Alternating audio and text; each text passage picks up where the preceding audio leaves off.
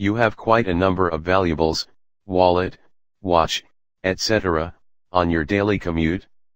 Well, Bentley has introduced a new solution courtesy of its bespoke division, Mulliner, which aims to provide a greater peace of mind for customers. For its first ever SUV, the car maker is offering a biometric security stowage unit that employs fingerprint sensor technology. Located in the center console is a high-pressure die-cast aluminum stowage unit, which is both discreet and unobtrusive. Those familiar with biometric identification in smartphones should be pretty familiar with how the secure stowage unit functions.